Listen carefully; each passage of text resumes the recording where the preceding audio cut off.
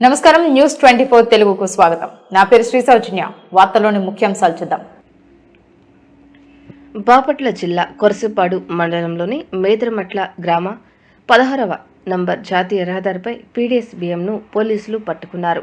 మేదరమట్ల SI Mohammed Rafi తెలిపిన వివరాల ప్రకారం తెల్లవారుజామున గుంటూరు నుండి నెల్లూరుకు వెళ్తున్న కంటైనర్ను 16వ నంబర్ జాతీయ రహదారిపై తనిఖీ చేయగా 325 బస్తాల పీడీఎఫ్ బియ్యంను అక్రమంగా రవాణా చేస్తున్నట్లు గుర్తించారు.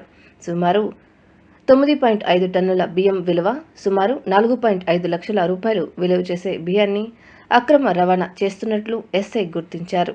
ఈ బియ్యాన్ని స్వాధీనం చేసుకుని పౌర సరఫరాల శాఖకు బదలాయించారు.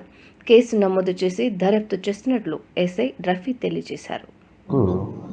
పీడీఎస్ రైస్ అక్రమంగా తరలిస్తున్నారని చెప్పేసి వచ్చిన సమాచారం మేరకు మేదరమట్ల గ్రామంలో నేషనల్ హైవే మీద గుంటూరు నుంచి నెల్లూరుకి వెళ్ళే ఒక కంటైనర్ నెంబరు AP26TC 6403 అనే కంటైనర్ సమాచారం మేరకు ఆపి తనిఖీ చేయగా దాంట్లో 325 బ్యాగ్స్ పీడీఎస్ రైస్ తీసుకెళ్తున్నట్టుగా మనం కన్ఫర్మ్ చేసాం.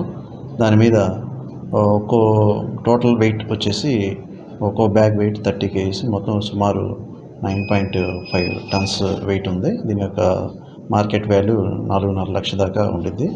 దీన్ని దీని మీద కేసు నమోదు చేసి ఈ రైస్ని సివిల్ సప్లైస్ డిపార్ట్మెంట్ వాళ్ళకి అప్పచెప్పడం జరిగింది. కేసు దర్యాప్తు చేస్తున్నాం.